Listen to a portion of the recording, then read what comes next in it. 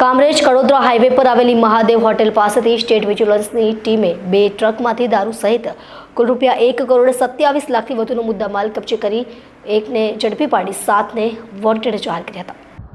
Kadodara Kamrej road પર આવેલી hotel Mahadev પાસેથી સ્ટેટ મોનિટરિંગ સેલની ટીમે 77 લાખનો દારૂ ભરેલા 2 ટ્રેલર ઝડપી એક આરોપીની ધરપકડ કરી હતી।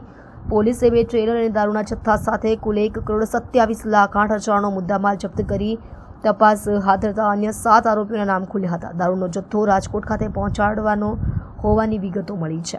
સ્ટેટ મોનિટરિંગ સેલના બાતમીના આધારે કામરેજ પોલીસ સ્ટેશનની હદમાં નેશનલ હાઈવે નંબર 58 પર કડોદરાથી કામરેજ વચ્ચે આવેલી મહાદેવ હોટલ પાસે તપાસ કરી હતી।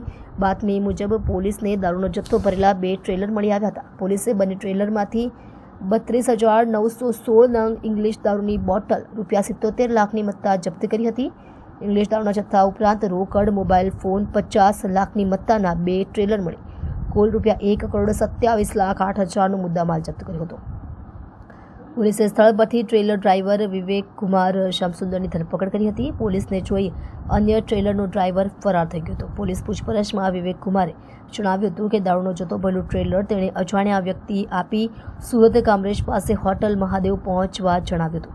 વિવેકની તપાસમાં ટ્રેલરના ડ્રાઈવરનું નામ અનિલ યાદવ, ઇંગ્લિશ દારૂનો જથ્થો સપ્લાય કરનાર માણેક પટેલ, વિવેક સાથે રહેલો રવિન્દ્ર રાજપૂત તેમજ દારૂનો જથ્થો રાજકોટ ખાતે મંગાવનાર શખ્સ અને ટ્રેલરના માલિકો સમગ્ર રેકેટમાં સામેલ હતા। સ્ટેટ મોનિટરિંગ સેલે સમગ્ર મામલે કામરેજ પોલીસ સ્ટેશનમાં રનિંગ રેડ કરી મહાદેવ હોટલ પાસે પાડેલા દારૂ ભરેલા 2 ટ્રેલર ઝડપ્યા હતા।